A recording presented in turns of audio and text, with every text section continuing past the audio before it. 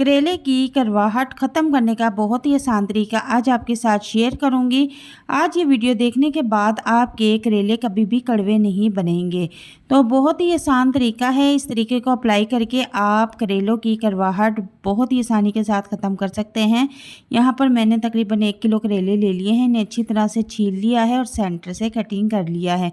अब मैं इनके जितने भी इसके अंदर बीज हैं वो बहुत ही आसानी के साथ बाहर निकाल लूँगी। इसी तरीके से आपने सारे करेलों के बीज निकाल के रख लेने हैं। थोड़ी सी मेहनत से आप करेलों की कड़वाहट ख़त्म कर सकते हैं और इनको लंबे अरसे तक के लिए स्टोर करके भी रख सकते हैं। ये महीनों भी ख़राब नहीं होंगे और उनकी कड़वाहट भी बिल्कुल ख़त्म हो जाएगी। अब यहाँ देख सकते हैं कि मैंने करेले बिल्कुल साफ़ कर लिए हैं, इनको छील भी लिया है, इनके छिलके उतार लिए हैं और इनके बीज भी निकाल लिए हैं। अब मैं इनको इस तरह थोड़ा सा मोटा मोटा काट के रख लूँगी। बिल्कुल बारीक कटिंग नहीं करनी, क्योंकि अभी ये श्रिंक भी होंगे और श्रिंक होने की वजह से इनका साइज़ छोटा हो जाएगा, ये सिकुड़ जाएंगे।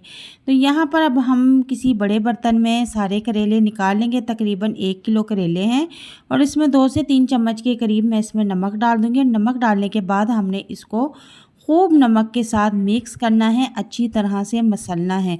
अब इनको नमक लगाने के बाद हम थोड़ी देर के लिए ऐसे ही छोड़ भी देंगे और थोड़ी देर छोड़ने के बाद दोबारा से इनको अच्छी तरह से मसलेंगे ताकि इनका जो कड़वा पानी है वो बिल्कुल निकल जाए। तो आप यहाँ पर देख सकते हैं कि करेले जो है हमारे वो नरम हो चुके हैं और इसको अच्छी तरह से दबा कर निकाल लेंगे। जितना दबाएंगे उतना ही कड़वा पानी इनमें से निकल जाएगा। तो ये जो कड़वा पानी निकलेगा ये दरअसल करेले की कड़वाहट है जो कि सारी की सारी निकल चुकी हैं। ज़ोर से मज़बूत हाथों से आपने इनको दबाना है। ये देखिए कितनी ज़्यादा करेले की कड़वाहट निकल चुकी है। और अब यहाँ छिलकों पर भी मैं यही अमल करूँगी, छिलके भी हम इसमें ऐड करेंगे। सारे विटामिन तो इन छिलकों में ही होते हैं और जायका भी। तो इनको भी मैं नमक डाल के इसी तरह मसल लूँगी और थोड़ी देर के लिए छोड़ दूँगी। उसके बाद दोबारा इनको मसलूँगी और इनका भी कड़वा पानी हम निकाल लेंगे। और यकीन करें ये बिल्कुल भी कड़वे नहीं बनेंगे और बहुत ही टेस्टी और मज़ेदार बनते हैं। आप देख सकते हैं कि करेलों के छिलकों में भी कितना पानी निकला है। अब मैं इसी तरह बग़ैर धोए इनको 2 घंटे के लिए धूप में किसी छलनी में या किसी टोकरी में इस तरह से फैला के रख दूँगी। इसी तरीके से आपने करना है, जितने मर्ज़ी चाहे आप करेले ले लें। इसी तरह छिलकों को भी मैंने धूप में रख दिया है। जितने बड़े बर्तन में फैलाएंगे उतना ही ये अच्छा है। अब ये देखें 2 घंटे के बाद करेले भी खुश्क हो चुके हैं और करेले के छिलके भी।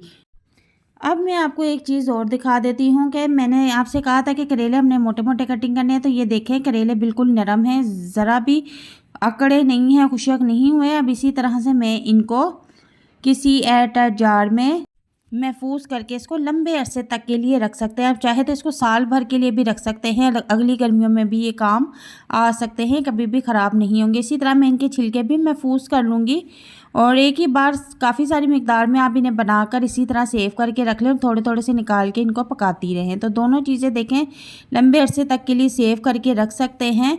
और जब भी आपका दिल करे कि अब इनको कुकिंग करना चाहिए तो फिर आप इनको इस तरह से करें कि जिस दिन आपने बनाने हों उस दिन आप इस तरह से किसी बाउल में निकालें और इनको पानी में अच्छी तरह से वॉश कर लें ताकि इनके ऊपर जो मिट्टी शिट्टी लगी है वो सब ख़त्म हो जाए।